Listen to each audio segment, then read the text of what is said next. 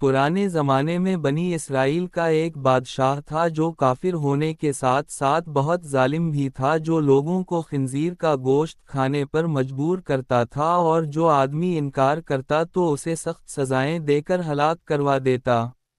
پھر اس زمانے کے سب سے بڑے عابد کو بادشاہ کے پاس لایا گیا۔ لوگ اس عابد کے مرتبے اور فضیلت سے آگاہ تھے، لوگ نہیں چاہتے تھے کہ اس عابد بزرگ کو بادشاہ کی طرف سے کوئی تکلیف پہنچے، چنانچہ ایک سپاہی نے عابد سے کہا، آپ مجھے ایک بکری کا بچہ ذبح کر کے دے دیں۔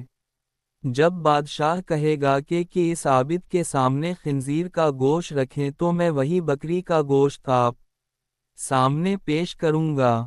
بادشاہ یہ سمجھے گا کہ آپ نے اس کی خواہش کے مطابق خنزیر کا گوشت کھا لیا، اور اس طرح آپ بھی ہلاکت سے محفوظ رہیں گے۔ عابد نے بکری کا بچہ ذبح کر کے اس کا گوشت سپاہی کو دے دیا۔ جب عابد کو بادشاہ کے سامنے لایا گیا تو بادشاہ نے حکم دیا کہ خنزیر کا گوشت لایا جائے۔ منصوبے کے مطابق تو اس سپاہی نے عابد بکری کا گوشت عابد کو پیش کیا۔ بادشاہ نے کہا، میرے سامنے خنزیر کا گوشت کھاؤ۔ عابد نے کہا، میں ہرگز نہ کھاؤں گا۔ یہ سن کر سپاہی نے اشارے سے بتایا کہ یہ وہی گوشت ہے جو آپ نے دیا تھا، آپ بلا جھجھک کھا لیں۔ لیکن عابد نے بادشاہ کے سامنے وہ گوشت کھانے سے انکار کر دیا۔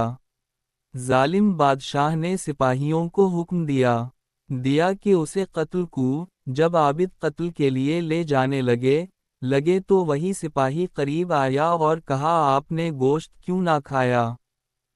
خدا یہ وہی گوشت تھا جو آپ نے دیا تھا۔ عابد نے کہا، ایسی کوئی بات نہیں، بلکہ میں اس بات سے ڈر گیا تھا کہ لوگ میری وجہ سے فتنہ میں مبتلا ہو جائیں گے، کیونکہ جب بھی کسی کو خنزیر کا گوشت کھانے کے پر مجبور کیا جائے گا تو لوگ کہیں گے کہ فلاں عابد نے بھی تو مجبور ہو کر حرام گوشت کھا لیا تھا، لہٰذا ہم بھی کھا لیتے ہیں۔